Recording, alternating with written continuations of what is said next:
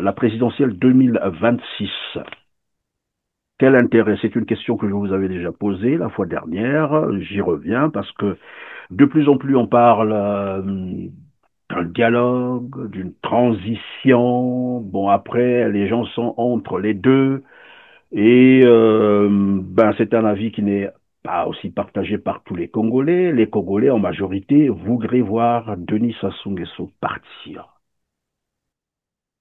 Oui, déjà, lorsque quelqu'un, à mon entendement, lorsque quelqu'un voudrait battre Denis Sassou Nguesso par les urnes et s'organise pour l'élection de 2026, il me donne davantage l'impression de participer à la chorale du régime, donc de n'être qu'un simple accompagnateur, donc un comparse du régime qu'un vrai opposant. Parce que, à s'en tenir à ce que j'ai décrit depuis le début de cette émission, un régime marxiste, donc violent, chassé par les urnes, revenu par la guerre, régnant par les armes, que quelqu'un espère le battre aux urnes, soit c'est lui qui a perdu la raison, soit le régime a perdu son logiciel. Donc c'est une chose qui raisonnablement ne devrait pas arriver.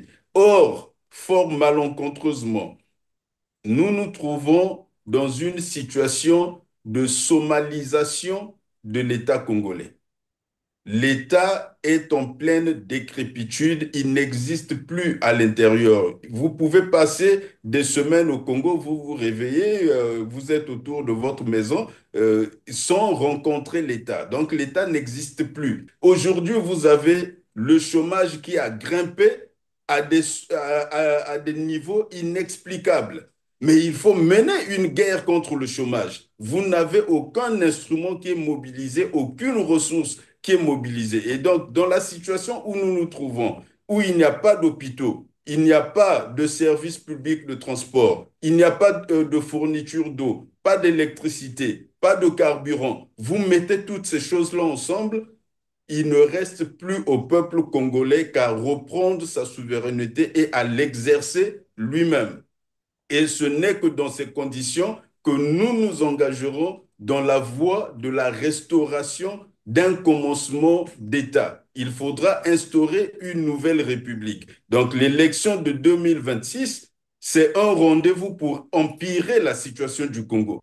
Or, nous devons redresser la situation du Congo. Il faudrait donc que le peuple congolais reprenne sa souveraineté et l'exerce. Lorsque vous êtes un marxiste, incidemment, vous êtes un dictateur parce que le marxisme ne va pas avec la démocratie. Alors, nous avons des marxistes qui ont été chassés du pouvoir, qui sont revenus par la guerre, donc la violence qui est leur mode naturel opératoire, et vous ne pouvez pas espérer qu'ils exercent le pouvoir autrement que par la violence. Donc, ils se maintiennent par la violence, tel que tous les marxistes l'ont fait dans le monde. Maître Charles Anessé Poitiers-Amar, tout à l'heure je vous ai entendu, vous avez rappelé d'ailleurs que le régime de Brazzaville est un régime d'apartheid. Vous n'avez fait que charger évidemment à ce régime depuis qu'on a commencé cette émission. Ma curiosité, c'est de savoir, là vous êtes au Congo, vous m'avez dit, c'est ça? Oui. Bon, je sais que vous êtes résident au Canada et je rappelais que vous êtes aussi voilà, avocat au barreau de Paris et du Québec. Et là, vous êtes au Congo-Brazzaville. Vous ne craignez pas être brutalisé? Vous comprenez de quoi je suis en train de parler? Parce que généralement, les gens pensent que ceux qui tiennent de tels propos sur place au Congo-Brazzaville et qui sont libres d'y aller, repartir, repartir, ainsi de suite, faire des mouvements aller-retour. Vous ne craignez pas être interpellé, par exemple?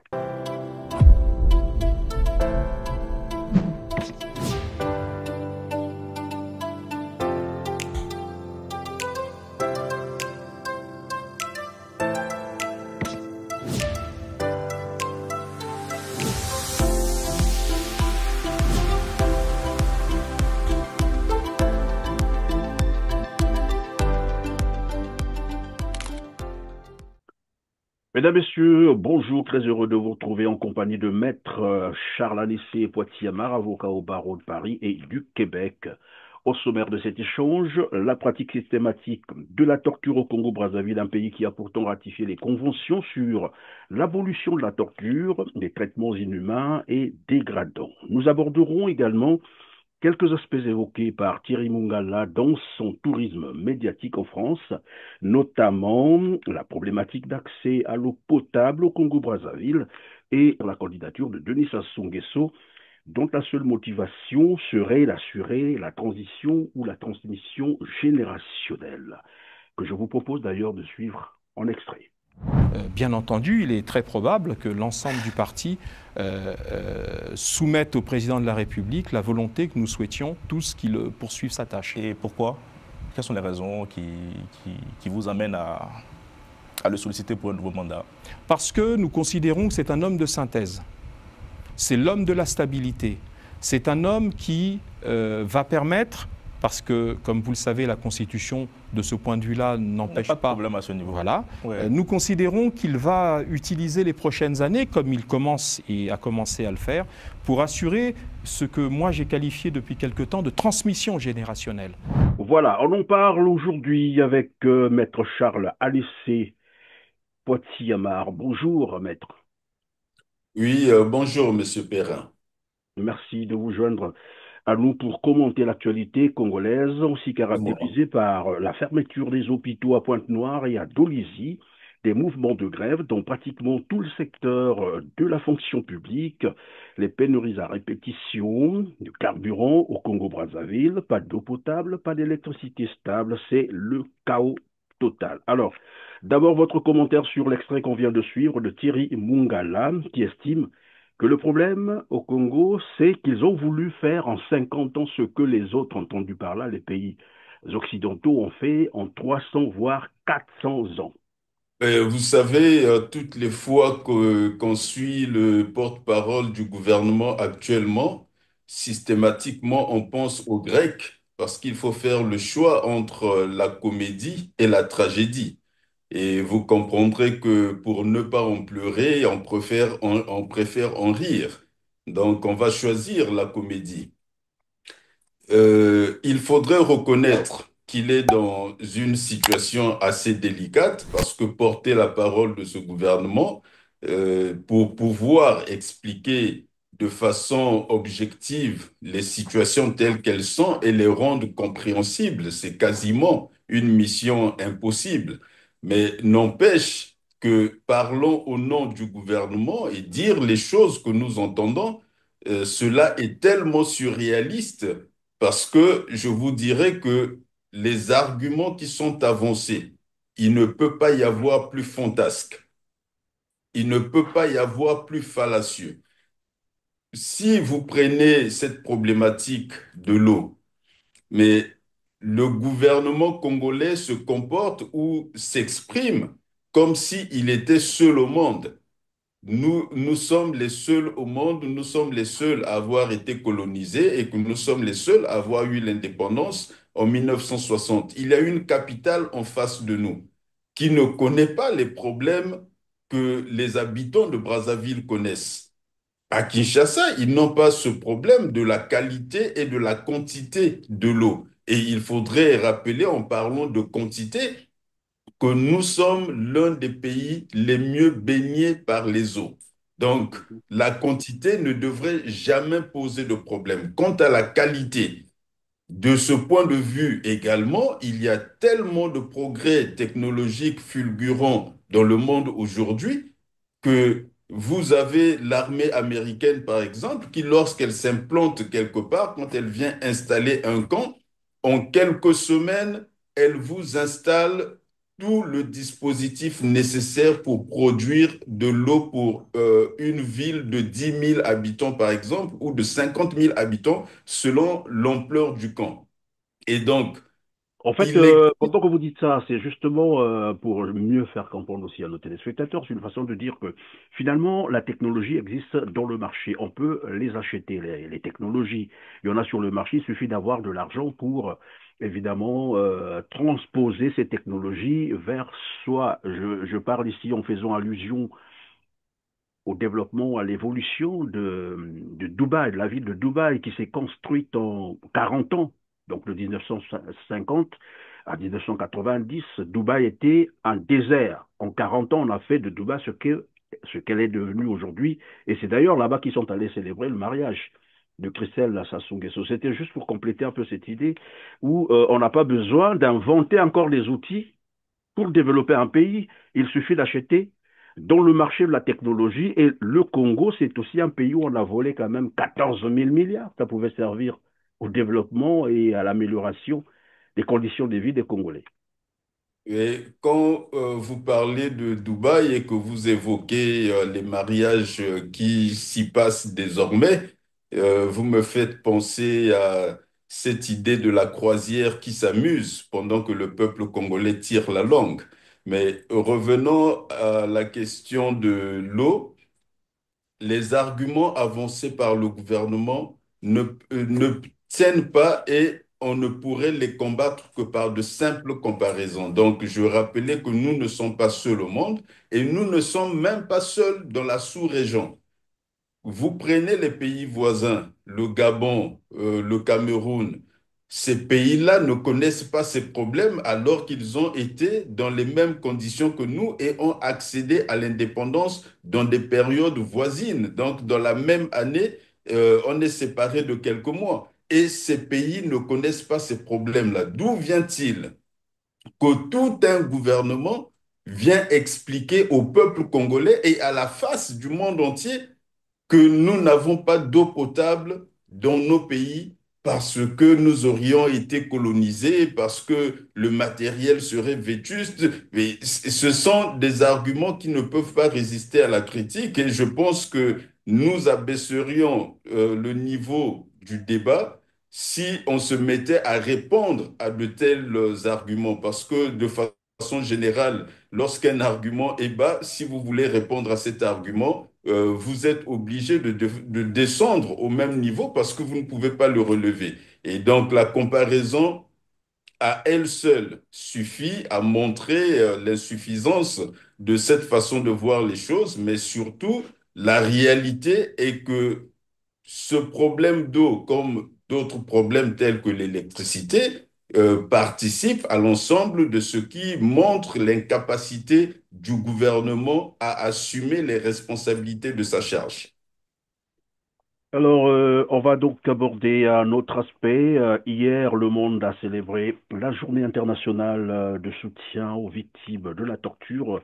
Dans un rapport rendu public, le CAD, donc le Centre d'action développement Congo, a noté la persistance de la pratique de la torture systématique au Congo-Brazzaville. À titre d'exemple, en 2024, relève ce rapport, le Centre d'action pour le développement CAD a noté une augmentation de 1253% de cas de torture et d'autres traitements cruels, inhumains et dégradants comparativement à 2023. Des corps mutilés, des vies ôtées, des silences imposés, des procès sans fin ou jamais engagés. Telle est donc la réalité du Congo-Brazzaville. Vous avez un commentaire à faire là-dessus?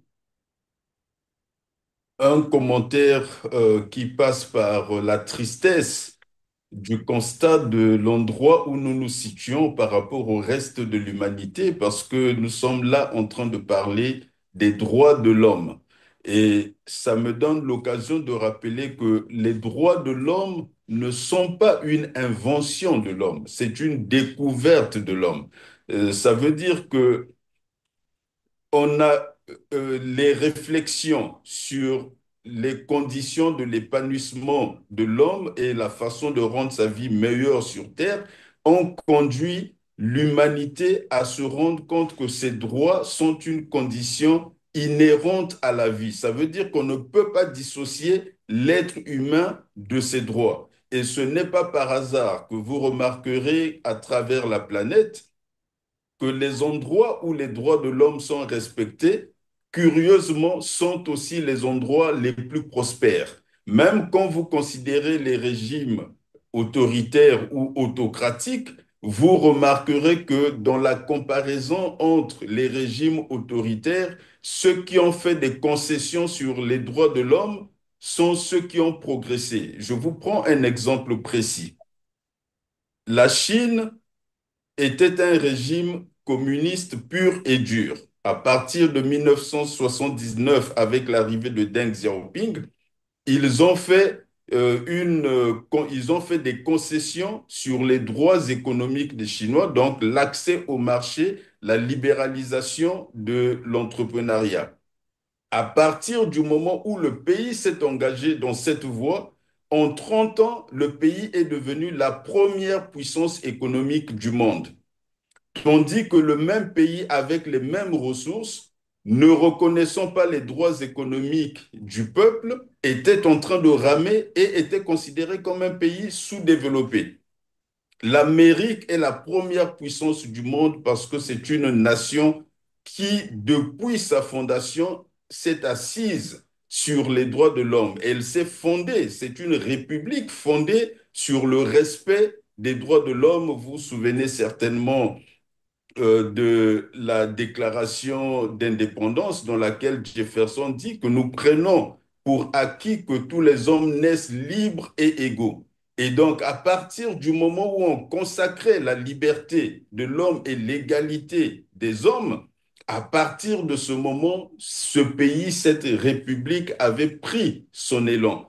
Et nous sommes en Afrique, en particulier dans notre pays, au Congo, en train de parler des droits de l'homme qui ne devraient plus être un sujet pour des civilisés. À notre époque, ça ne peut pas être un sujet parce que quand vous allez dans les pays les plus avancés aujourd'hui, de quoi parle-t-on?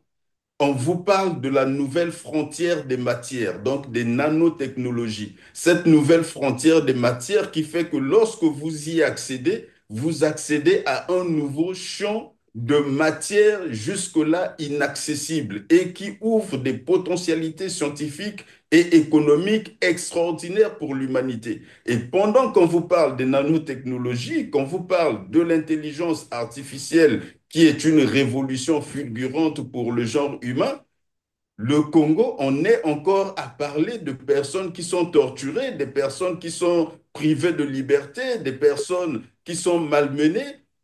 Et c'est un ensemble de situations simplement inacceptables. C'est regrettable de voir que nous en soyons encore à ce niveau-là. Oui, mais quelle explication donner finalement à ces pratiques j'allais dire, la torture systématique au Congo-Brazzaville? Est-ce que c'est fort de cet article, je crois que c'est l'article 96 de la Constitution congolaise actuelle, hein, du 25 octobre 2015, qui consacre le crime comme une valeur humaine, puisqu'il est dit, après ses fonctions, le président de la République ne peut pas être poursuivi pour ses crimes. C'est bien écrit pour ses crimes. Ça veut dire que son régime peut se livrer, voilà, aux tortures, aux exécutions extrajudiciaires, aux exécutions sommaires, traitements inhumains. Et parce qu'il sait que après, voilà, sa mandature ou sa présidence, il ne pourra jamais être poursuivi.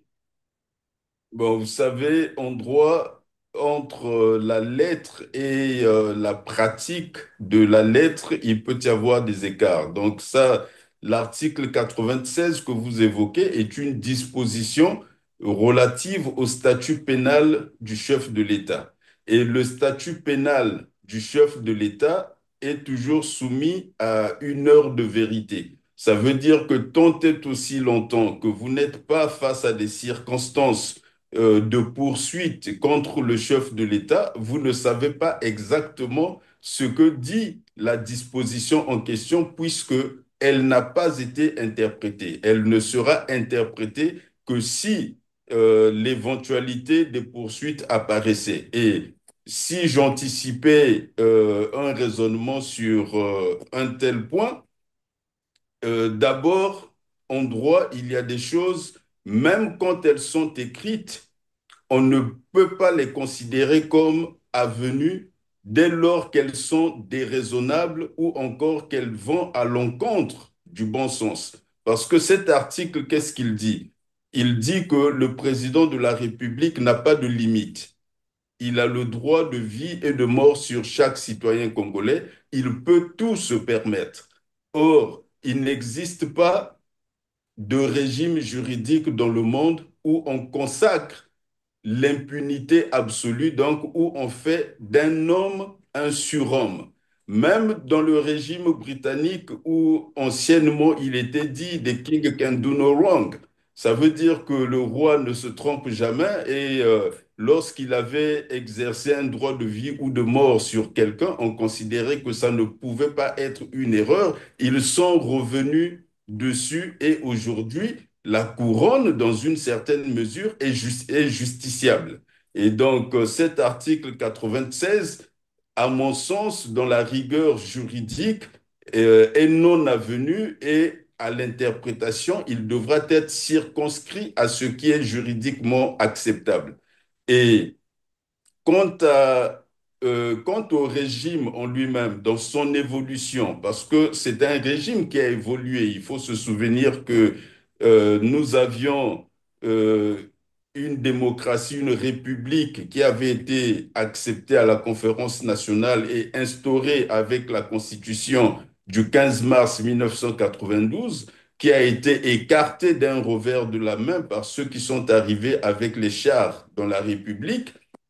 À partir du moment où ils arrivent avec les chars dans la République, cela constitue le péché originel pour emprunter au vocabulaire chrétien. C'est le péché originel. Si vous posez un tel acte, donc c'était un coup d'État déguisé, à partir du moment où vous avez perpétré un crime, parce que le coup d'État est un crime, dès lors que vous avez perpétré ce crime, vous êtes condamné parce que vous vous êtes engagé dans une voie donnée. Et puis, il faut rappeler les circonstances. Quelles sont-elles?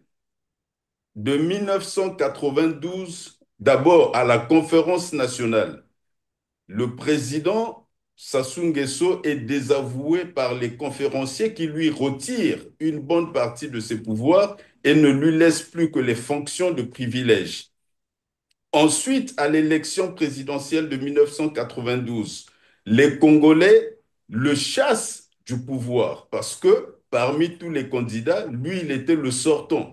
Donc, pour les autres, c'était un rejet de leur candidature, mais le concernant lui qui était dans le fauteuil, les Congolais l'ont chassé du pouvoir. Et il est revenu par les armes, il est revenu par la guerre. Ça, c'est un premier élément à tenir en compte. Dès lors que l'individu se situe dans cette position, donc en contravention avec la volonté populaire, sachant, parce que s'il était sûr de gagner l'élection de 1997, il n'aurait pas fait le coup d'État. Cela signifie qu'il avait conscience qu'il n'avait aucune chance de remporter cette élection, d'autant plus que le parti qui l'accompagnait à l'élection avait perdu toutes les élections de 1992 à 1997. Donc, il n'avait aucune certitude de gagner celle de 1997 et encore moins celle qui pouvait suivre. À ce moment s'installe le logiciel de la violence. À défaut d'être accepté par les autres, je vais m'imposer aux autres. Et si vous choisissez de vous imposer aux autres, vous avez choisi la violence comme mode opératoire. Donc, quand nous voyons ce qui s'est passé de 1997 à aujourd'hui et que vous vous rappelez le bilan fait par le Le CAD, CAD oui. entre 2023 et 2024, la réponse vient dans la logique systémique qui a commencé en 1997. Et un autre élément que j'ajouterai pour ne pas le perdre de vue, c'est la nature des hommes qui nous dirigent, la nature du système. Le PCT était un parti marxiste-léniniste. Or, les marxistes sont des gens violents par nature, parce que partout où le marxisme s'est installé, il s'est installé par la violence. Et des études américaines ont démontré que les régimes autoritaires, particulièrement marxistes, dans le monde au XXe siècle ont fait plus de victimes que les deux guerres mondiales réunies. Donc, quand vous prenez les victimes du stalinisme, les victimes chez les Khmers rouges, vous prenez toutes ces victimes-là, vous avez un bilan supérieur aux deux guerres mondiales. Donc, c'est le régime qui a produit ça. Or, Alors les donc, hommes, Maître Anissé, non, mais Charles Anissé Poitiers-Amar, à vous entendre, vous êtes en train de nous dire que c'est le processus d'abord d'accès au pouvoir ou de son retour au pouvoir qui explique les violences actuelles, c'est-à-dire la terreur, régner par la terreur, maintenir la terreur dans la société parce que c'est un régime qui n'est pas adapté à la démocratie, c'est ça. Et donc il faut maintenir la terreur pour continuer à... Mais vous anticipez ma réponse sur ceux qui pensent qu'il y aura une élection libre et transparente en 2026. Le régime qui arrive par la violence en 1997, qui opère un coup d'État, ce régime-là ne peut pas prendre le risque d'organiser une élection libre et transparente, ne sachant pas qui arriverait au pouvoir par la suite. Donc, le seul moyen pour ce régime, d'abord, il ne peut se maintenir que par la violence, et s'il ne peut se maintenir que par la violence, il est condamné et donc il ira au bout de cette logique-là. Et en allant au bout de cette logique, c'est qu'il ne pourra jamais organiser une élection libre et transparente. Il faudra trouver des voies de compromis pour trouver une issue à ce que nous sommes en train d'expérimenter actuellement dans le pays. Mais le régime tel que je vous disais, quand vous avez des marxistes qui sont des gens violents idéologiquement, ils sont violents systématiquement. Marx lui-même avait sorti l'expression, Marx avait parlé de la dictature du prolétariat. Il n'avait jamais parlé de démocratie prolétaire. Il avait dit dictature du prolétariat. Ça veut dire qu'il faut, lorsque vous êtes un marxiste, incidemment, vous êtes un dictateur parce que le marxisme ne va pas avec la démocratie. Alors, nous avons des marxistes qui ont été chassés du pouvoir, qui sont revenus par la guerre, donc la violence qui est leur mode naturel opératoire, et vous ne pouvez pas espérer qu'ils exercent le pouvoir autrement que par la violence. Donc, ils se maintiennent par la violence, tel que tous les marxistes l'ont fait dans le monde. Le parti a renoncé à cette idéologie, je pense que c'était en 1989, après la chute du mur de Berlin, mais entre la renonciation que fait le parti et le logiciel inscrit dans les esprits des hommes, parce que c'est pour la plupart des gens formés à l'Est, pour ceux qui dirigent en tout cas, le logiciel qui est le leur, l'idéologie de leur jeunesse, ce à quoi ils ont adhéré durablement, c'est le marxisme. Puisque le Parti congolais du travail se réclame d'être social-démocratie, ce n'est qu'une façade trompeuse alors. Mais ils n'ont jamais fait la conversion. Ils n'ont jamais fait la conversion. Vous en avez la preuve au quotidien. L'opposé du marxisme, c'est le libéralisme, donc le marché. Mais cherchez le marché au Congo, le marché est introuvable. Et je parle du marché au sens institutionnel, pas le marché où nous achetons tout ce qui nous permet de nous alimenter et le reste, mais le marché au sens institutionnel. Le marché suppose, par exemple, la libre concurrence. Et en matière d'accès au marché public, par exemple, vous savez qu'il n'y a pas de libre concurrence dans des domaines tels que l'accès aux bourses, les bourses d'études. Nous avons parlé avec vous dans une précédente émission du régime d'apartheid qui sévit à Brazzaville. Et vous ne pouvez pas être un régime d'apartheid et être en même temps un marché. Donc, c'est un ensemble de contradictions. C'est marxistes au pouvoir n'ont jamais installé le marché au sens institutionnel au Congo. Donc le principe d'égalité n'existe pas parce que le marché suppose d'une part la liberté, d'autre part l'égalité et le primat de la loi. Il faut être sous la primauté du droit. Mais si vous n'êtes pas sous la primauté du droit, le régime qui saccage le droit à tous les niveaux. Donc, dans la hiérarchie des normes, il n'y a aucune qui est respectée, de la Constitution à la plus basse. Un tel régime qui est en conflit permanent et presque intrinsèque avec la légalité ne peut pas être un régime de marché. Donc, ils n'ont jamais Oui, renoncé au évidemment, ça c'est un des aspects. développement. Il y a un autre aspect qu'il faut peut-être aussi relever, c'est que dans la plupart des cas, ces dignitaires ou les dignitaires de ce régime sont devenus des multimilliardaires, ce qui est contraire d'ailleurs à leur idéologie. Et c'est ça qu'on n'arrive pas à comprendre. Ben, je vous en donne acte. Vous êtes journaliste, si vous le dites, vous savez de quoi vous parlez, je vous Non, en mais donne je acte. sais de quoi je parle. Il y a ces dignitaires qui ont détourné ou qui ont volé 5 500 milliards de francs CFA qu'ils ont planqués dans les paradis fiscaux. Ça a été révélé dans un rapport Panama Papers. Et d'entrée de jeu, je rappelais aussi la disparition ou le vol de 14 000 milliards du fonds de garantie des générations futures.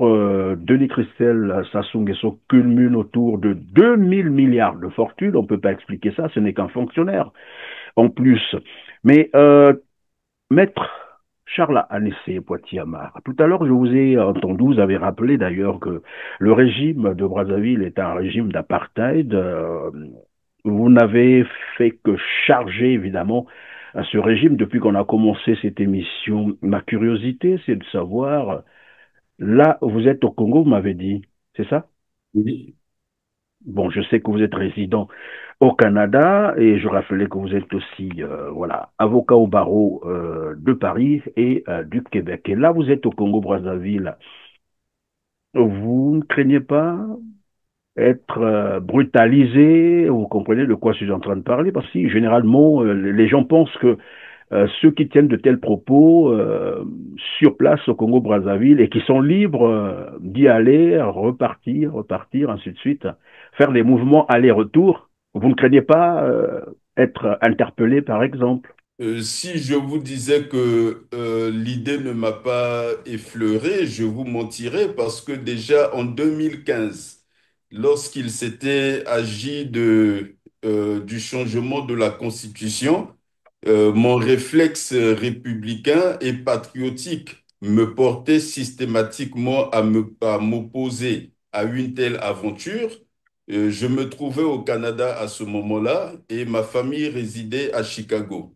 Je suis allé embrasser mes enfants et ma femme, leur dire au revoir et je n'avais pas la certitude de les revoir. Quand je quittais Chicago, en venant au Congo, je n'étais pas sûr que je reverrais mes enfants un jour.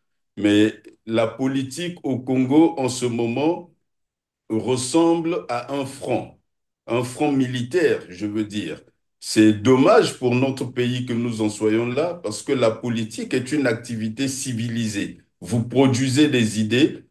Par exemple, le porte-parole du gouvernement s'est exprimé, on vient lui apporter la contradiction et éventuellement on se retrouverait sur un même plateau pour en débattre et cela permet la formation des suffrages. Donc, on aide l'opinion à se former à travers ces discussions contradictoires qui font rejaillir la lumière pour nommer autrement la vérité. Oui, Et parce que, dans est-ce que notre... dans l'entretemps, est-ce que vous avez déjà été inquiété? Parce que je veux être un peu Je finis le raisonnement et puis j'y répondrai.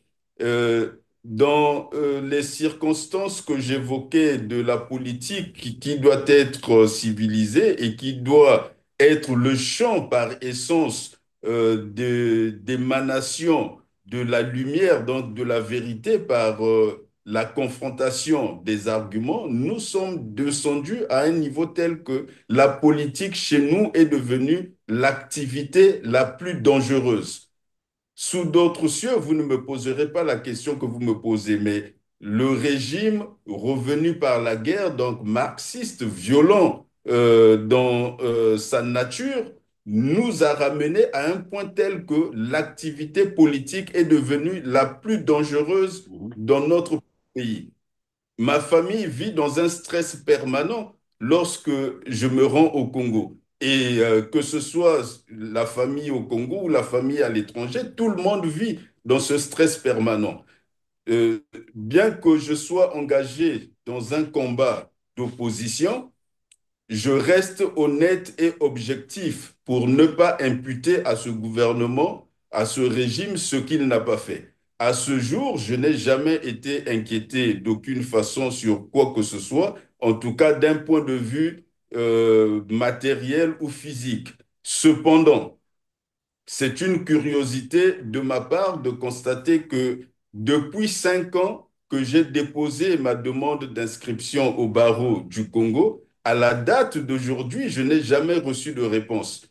Lorsqu'il a fallu que je devienne avocat au Canada, quand je me suis adressé aux autorités ordinales, j'ai reçu la réponse avant un mois. Lorsque il était question que je le fasse en France, j'ai reçu la réponse avant un mois. Et aujourd'hui, je me trouve être un avocat dans ces deux pays qui travaille sur la scène internationale. Et dans mon pays, je n'ai jamais reçu de réponse. Et ce qui va vous surprendre, le 26 octobre 2024, finalement, le barreau du Congo m'a inscrit. Et il va se trouver que le 10 décembre, je vais faire une déclaration. À la suite de cette déclaration, mon inscription ne m'a pas été remise. Donc, je suis avocat inscrit au barreau du Congo, mais à qui on n'a pas remis son inscription. Et j'ai entendu dire, certaines personnes m'ont fait comprendre qu'il fallait juste attendre quelque temps, que le document finirait par arriver. Et finalement, je fais la déclaration, je prononce le discours du 16 janvier 2025 dans lequel j'appelle le président de la République à se démettre de ses fonctions, faute de quoi le peuple devra le faire partir. À la suite de cette déclaration, j'avais été appelé par le barreau pour recevoir mon inscription, mais à la suite de cette déclaration, j'apprendrai que finalement, elle ne me serait pas remise parce que des instructions avaient été données. Et j'ai pris la précaution de prendre un huissier de justice. Nous nous sommes rendus auprès du secrétaire général adjoint qui devrait me remettre mon inscription. Et devant l'huissier de justice qui en a pris acte, il a déclaré qu'il ne pouvait pas me remettre. Donc j'ai vu le document, je l'ai même pris en photo, mais il m'a déclaré qu'il ne pouvait pas me remettre cette inscription parce qu'ils avaient reçu des instructions. Et donc, pour certains, il y a la répression que vous avez décrite et que rappelle le CAD, mais pour d'autres, il y a d'autres formes de violence parce que quand on vous empêche de travailler, donc quand je suis congolais et que je ne peux aller devant les tribunaux congolais que comme avocat au barreau de Paris plutôt que comme avocat au Congo, vous comprenez qu'on m'empêche d'installer mon cabinet et c'est une autre forme de violence. Si vous êtes médecin et qu'on vous empêche de travailler pendant 5 ans dans les cliniques et dans les hôpitaux, on vous empêche de vivre. Et voilà une autre forme de violence que le Alors CAD donc, ne connaît pas. si j'ai Mais bien compris, physiquement. si on ne peut pas vous inquiéter physiquement, on peut le faire administrativement, et c'est ce que vous êtes en train de vivre actuellement. Mais je posais la question parce que, évidemment, hein, il ressort, vous suivrez les débats sur les réseaux sociaux où désormais on a l'impression que pour être un vrai opposant, il faut probablement être inquiété par le pouvoir, soit on est jeté en prison, ou on est tué, ou on est poussé à l'exil. Et voilà pourquoi je vous posais cette question, mais je viens de comprendre qu'il y a donc plusieurs manières d'inquiéter les opposants, et évidemment ceux-là qui tentent de dire les Et choses. j'ajouterai pour compléter ma réponse que si les gens perçoivent les choses de cette façon, donc se disent qu'un opposant n'est crédible que dans la mesure où il est inquiété physiquement, et à raisonner de la sorte, les gens feraient le lit du régime. Ils feraient une fine fleur au régime parce que il suffirait au régime de ne pas déranger un opposant pour le Pour le discréditer aux yeux discréditer, de tout le oui, monde. tout à fait. Et donc, il faudrait à un moment donné se rendre à la réalité. Et je voudrais mentionner aussi quelques éléments qui me semblent importants dans ce chapitre. Le régime soviétique a inventé la répression violente des oppositions sous le spectre du marxisme. Mais même le régime soviétique, à un moment donné, s'était rendu compte que sa répression aveugle avait détruit des capacités du pays. Parce que Staline, pendant la Deuxième Guerre mondiale, se rendra compte qu'il avait, par la répression politique, détruit l'encadrement militaire du pays. Donc les nazis arrivent jusqu'à Moscou parce que le régime avait détruit tous les cadres militaires qui ne juraient pas par le marxisme. Et à la fin du régime soviétique, vous avez eu des personnalités telles que Sakharov ou Solzhenitsyn, qui finalement se sont dressés contre le régime par la force des principes. Et ce régime qui avait fait tant de mal à l'époque a fini par comprendre qu'on ne pouvait pas sacrifier tous les cadres, on ne pouvait pas détruire toute la matière humaine et intellectuelle. Et donc, malgré que ce régime avait cette nature, ils n'ont pas détruit ces deux personnes-là, donc Solzhenitsyn et Sakharov, et plus proche de nous en Afrique du Sud, le régime d'apartheid en Afrique du Sud avait bien compris que tôt ou tard, ils auraient besoin d'un interlocuteur objectif et crédible, et malgré qu'on faisait assassiner des gens comme les Steve Biko, on préservait en même temps Mandela qui était à leur merci. Ils auraient pu l'assassiner s'ils le voulaient, mais ils avaient compris que, quelle que soit la férocité de leurs intentions, vient le moment où il faut avoir en face des interlocuteurs objectifs et crédible. Et donc, Mandela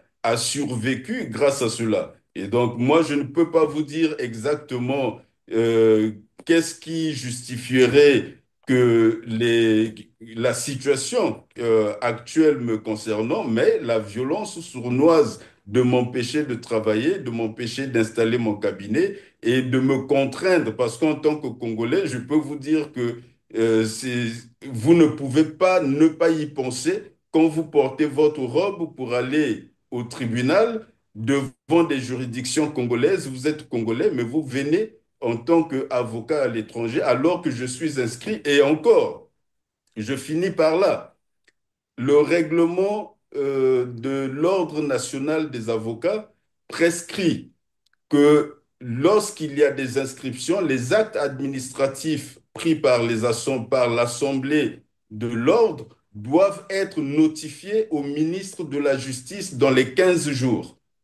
Et le ministre, évidemment, en fait le suivi. Donc, je suppose que le ministre de la Justice du Congo est informé que j'avais été inscrit, nous étions deux à être inscrits, que j'avais été inscrit, mais que je n'ai jamais été installé. Et la logique aurait voulu qu'il cherche à comprendre pourquoi cette délibération n'a pas été exécutée.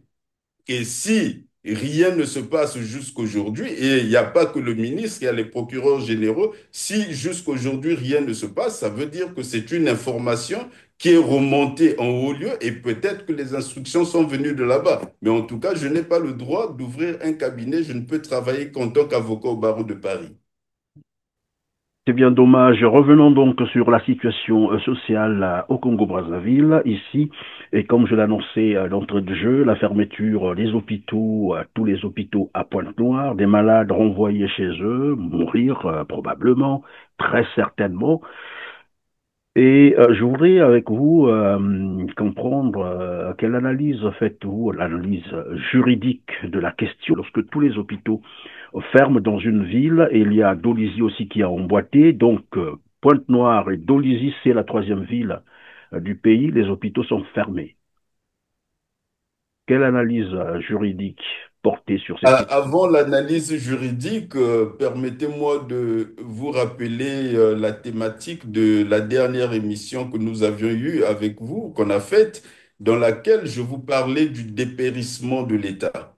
Et là, le régime que je suis en train de décrire depuis quelques minutes a procédé au démantèlement systématique de l'État parce que c'est la rupture des services publics dans le pays. Aujourd'hui, c'est visible avec les hôpitaux parce qu'ils ont fermé, mais il n'y a plus de service public du tout dans le pays. Nous ne sommes pas différents de Haïti aujourd'hui. Donc, il y a une façade institutionnelle, un gouvernement, un président de la République, des assemblées parlementaires, mais après cette façade, il n'y a plus rien, l'État a disparu. C'est la situation dans laquelle nous nous trouvons. Pour l'analyse juridique, il faudrait rappeler que les travailleurs dans les relations au sein des hôpitaux, ce sont des relations d'employeurs et d'employés. Et dans la mesure où ces relations sont encadrées par la loi prévoit que contre le travail, il doit y avoir une rémunération. Et le délai de paiement de la rémunération est un délai légal. Donc, ce n'est pas négociable, c'est un délai légal. J'ai entendu le porte-parole du gouvernement dire que c'était des tensions sociales et que c'était négociable. Nous sommes dans des matières qui ne sont pas négociables. Donc, la loi a fixé les termes de paiement. La loi a dit que l'un doit travailler et en contrepartie de son travail, il doit recevoir rémunération à échéance fixée. Or, il se trouve que cette échéance n'a pas été respectée par l'employeur. Et pas une fois, pas deux fois, plusieurs fois. Donc, on parle de 21 mois de retard de salaire pour certains, 28 pour d'autres, et nous en sommes à cette situation. Alors, la grève intervient pour réclamer une chose qui ne devrait pas faire l'objet de la grève, parce que la grève, c'est pour des droits qui sont négociables, mais le paiement de salaire n'est pas négociable. Donc, ces employés ont pleinement raison. Là où le bas blesse, c'est que d'une part, nous n'avons pas une réglementation sur le service minimum qui soit actualisée. Et même s'il y avait une telle législation ou réglementation sur le service minimum, mais le service minimum ne vaut que dans la mesure où l'employeur respecte ses autres obligations. Ça veut dire que vous pouvez exiger le service minimum à un employé qui reçoit régulièrement son salaire, mais qui revendique d'autres droits. À ce moment, on lui dit, vous êtes quand même contraint de travailler et à défaut, on peut prendre une réquisition. Donc, on peut réquisitionner ses employés. Mais dans le cas actuel, dès lors que l'employeur fait un manquement à ses propres obligations, il perd l'autorité morale d'exiger de la contrepartie, de la prestation de services qui ne peuvent être fournis que contre rémunération. Et donc, la difficulté dans laquelle nous nous trouvons, c'est que nous avons un État qui n'a plus d'autorité. Et ça épouse ce que je vous disais précédemment, le dépérissement de l'État, la décrépitude de l'État. Le dépérissement, la décrépitude de l'État, dans son adresse, si vous l'avez suivi, du 28 novembre dernier, 2024, Denis Sassou Nguesso qualifiait ces grèves d'anarchiques. Il disait d'ailleurs, voilà, des grèves qui pouvaient conduire à la destruction de l'outil de travail. Quand un chef d'État estime ou pense qu'une grève, c'est-à-dire un agent, un travailleur, un fonctionnaire qui réclame son dû, son traitement salarial, puisque généralement ces grèves-là, c'est pour des revendications salariales, c'est une anarchie. Et c'est une rhétorique marxiste, justement, parce que souvenez-vous que sous le monopartisme, n'acceptant pas le pluralisme, la liberté de penser et la liberté d'expression, toutes les fois que quelqu'un exerçait l'un de ces droits, on parlait d'anarchie. Donc, c'est un mot qui est utilisé à tort et à travers par les marxistes. C'est un lapsus révélateur qui confirme ce que je vous disais sur le marxisme et les marxistes. Alors, venons-en donc aux conséquences de la fermeture, évidemment, de ces hôpitaux à cause, évidemment, des grèves. Est-ce qu'on peut parler de crime, puisque les malades sont renvoyés chez eux, certainement pour mourir? Il serait difficile de confirmer comme ça d'emblée cette qualification parce que, comme je vous disais tout à l'heure, nous sommes sortis du cadre légal de part et d'autre. Donc, dès lors que l'employeur est sorti du cadre légal, parce que qui va parler de crime? C'est l'employeur qui pourrait en parler. Et quand on parle de crime, on parlera à ce moment de manquement à une obligation. Or, lorsque celui, ici on reste dans la matière pénale, je vous parlerai de la légitime défense. Donc, vous n'avez pas le droit de nuire à autrui, sauf si c'est pour vous défendre. Et donc, est-ce qu'on va prendre pour criminels des gens qui ont été exposés aux besoins et même à la nécessité au point où ces personnes sont en survie? Quand vous avez travaillé pendant 28 mois sans salaire, vous êtes en situation de survie. Est-ce qu'on va demander à quelqu'un de mourir pour en sauver un autre? Quand la charité bien ordonnée commence par soi-même, selon l'adage. Et donc ici, du point de vue légal, je ne donne pas un avis définitif, mais sous réserve, je vois des difficultés à qualifier de crimes les actes qui ont été posés. En tout cas, si on en venait là, il y aura certainement des excuses. Quelle responsabilité pourrait porter, j'allais dire, le gouvernement congolais qui finalement est à l'origine de ces grèves? Parce que le gouvernement, on l'avait dit tout à l'heure, ne respecte pas, donc l'employeur ne respecte pas ses engagements, le personnel de santé obligé d'aller en grève et puis de tout abandonner et renvoyer les malades. Je vous ai dit certainement mourir parce qu'on a vu des images que je vous propose d'ailleurs de suivre et on revient sur le plateau. Bon, voilà, on nous a sortis parce que euh, l'hôpital à Cissé, disons tous les hôpitaux sont en grève. On nous a sortis avec le grand frère. On est obligé de repartir à la maison.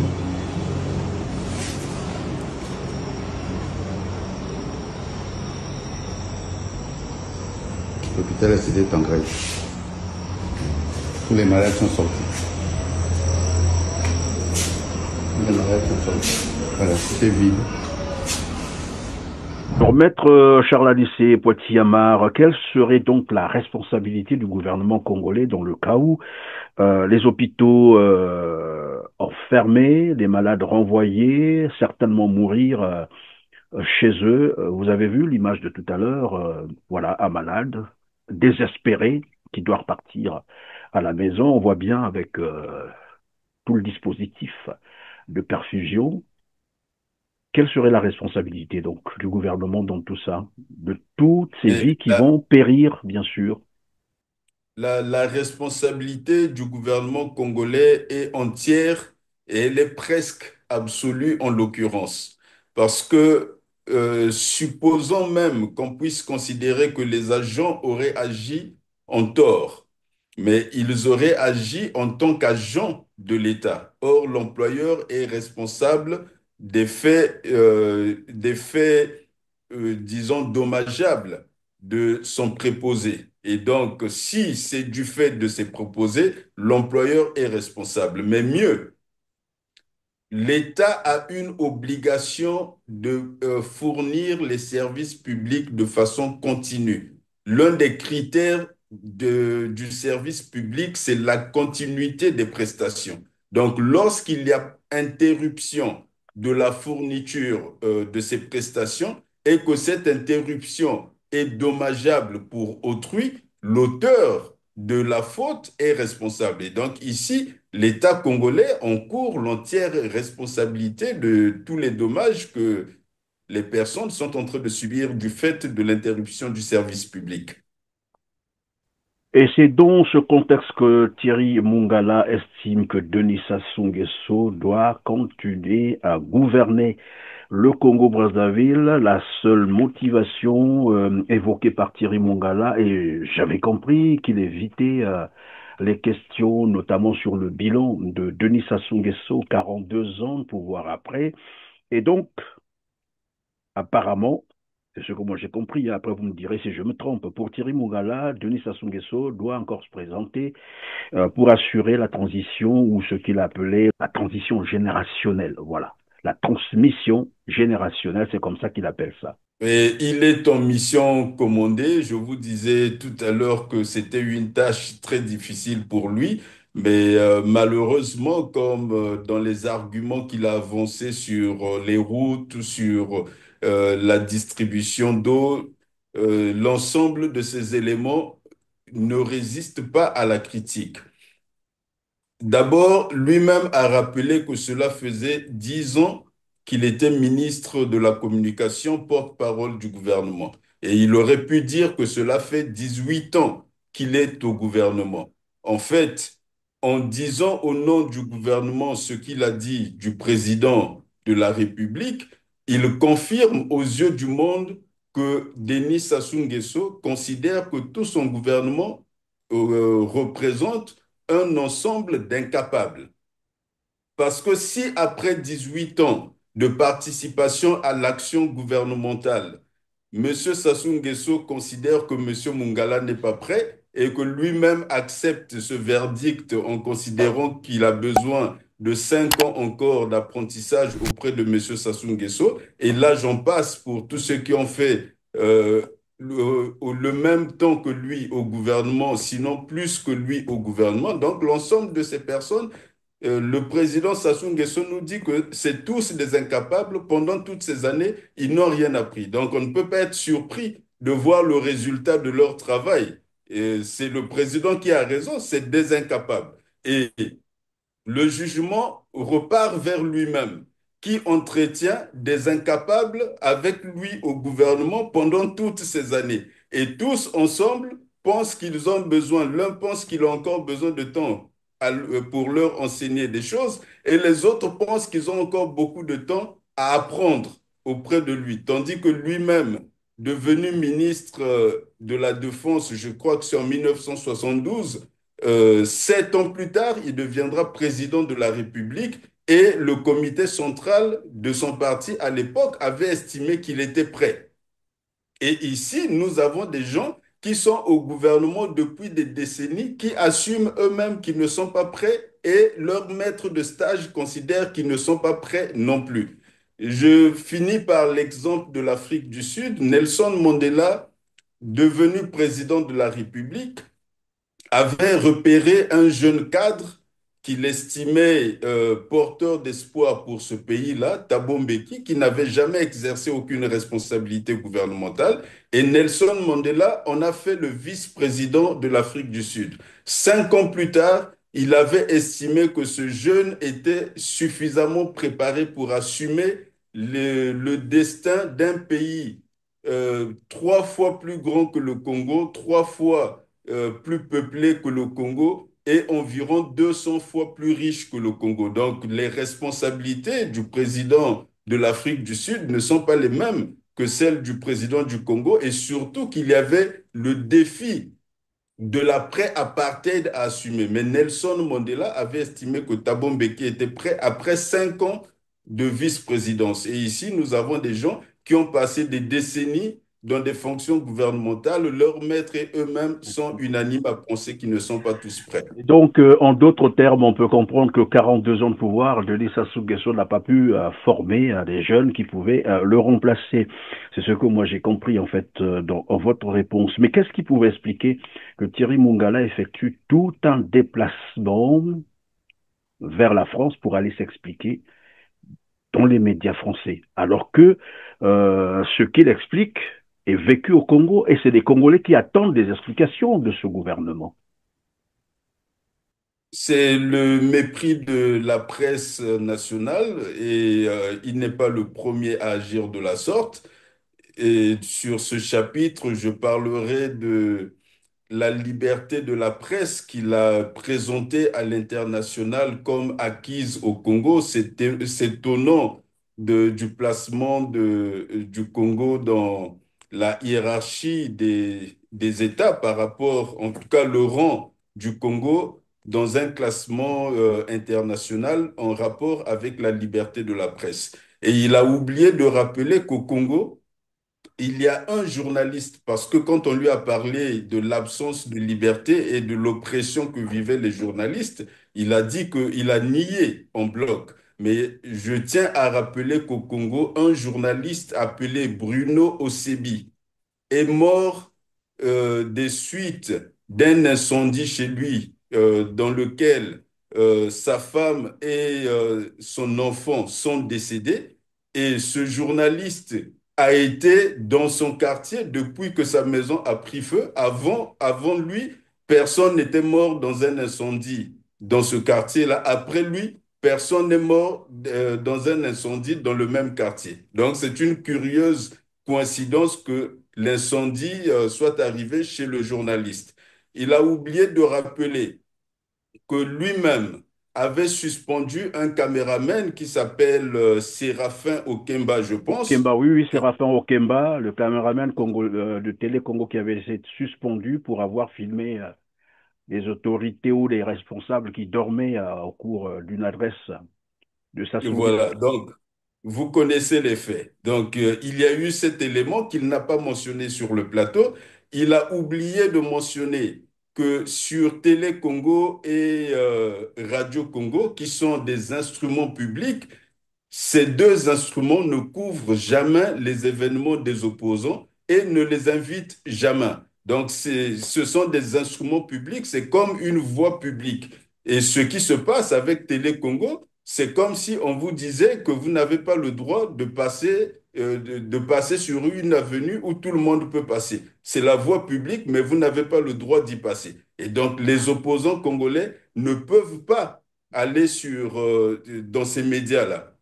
Ça, Oui, il un a autre aussi cas aussi qu'on peut mentionné. ajouter, Et c'est donc, le cas Gilles Fortuné Mbemba, en fait, qui avait été arrêté, emprisonné pendant, je crois, 2 ans comme ça pour avoir interviewé le pasteur Toumi lors évidemment, des événements du pool, mais parce qu'ils n'appréciaient pas que pendant cette crise, qu'un journaliste s'est permis d'aller interviewer celui qu'ils appelaient encore en ce temps-là un terroriste. Et juste donc, je Fortuné prête Mbemba a ma failli au voix. monde. Oui. Oui, donc je prête ma voix aux journalistes que vous êtes pour défendre la cause qui est la vôtre, confirmer qu'il y a des problèmes quant à la liberté de la presse et de l'accès aux médias publics pour les membres de l'opposition. Alors pour terminer, c'est le dernier volet. On revient donc sur la présidentielle 2026. Quel intérêt? C'est une question que je vous avais déjà posée la fois dernière. J'y reviens parce que de plus en plus on parle d'un dialogue, d'une transition. Bon, après, les gens sont entre les deux. Et ben, c'est un avis qui n'est pas aussi partagé par tous les Congolais. Les Congolais, en majorité, voudraient voir Denis Sassou Nguesso partir.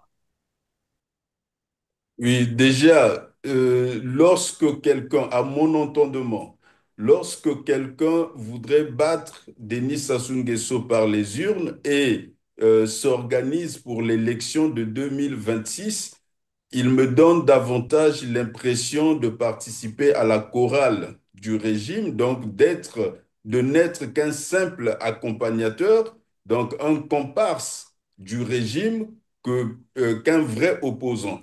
Parce que, à s'en tenir à ce que j'ai décrit depuis le début de cette émission, un régime marxiste, donc violent, chassé par les urnes, revenu par la guerre, régnant par les armes, que quelqu'un espère le battre aux urnes, soit c'est lui qui a perdu la raison, soit le régime a perdu son logiciel. Donc c'est une chose qui raisonnablement ne devrait pas arriver.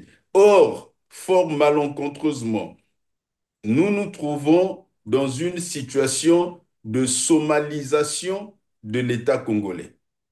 L'État est en pleine décrépitude, il n'existe plus à l'intérieur. Vous pouvez passer des semaines au Congo, vous vous réveillez, vous êtes autour de votre maison sans rencontrer l'État. Donc l'État n'existe plus. Il y a des gens qui passent plusieurs mois sans rencontrer l'État, ne serait-ce que par ces symboles. Donc l'État, c'est par exemple que quand vous êtes en Occident, où vous vous trouvez en ce moment, dès que vous sortez de chez vous, sur le pas de votre porte, vous rencontrez l'État. Ça veut dire que vous avez une ruelle qui est entretenue, vous avez des panneaux de signalisation de la circulation, vous avez tous ces éléments qui sont des éléments de la présence de l'État. Aujourd'hui, la majorité des Congolais, quand ils sortent de chez eux, ils ne voient pas l'État. Donc, il faudrait aller au centre-ville, par exemple, pour commencer à voir des symboles de l'État.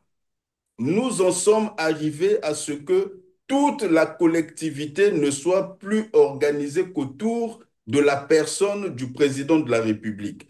À Brazzaville, vous avez une seule voie qui est en bon état. C'est celle qui part de l'aéroport jusqu'au palais présidentiel et à la résidence personnelle du président de la République en Pila. À Pointe-Noire, il ne reste plus qu'une seule route qui est entretenue, celle qui part de l'aéroport jusqu'à la résidence personnelle du président de la République.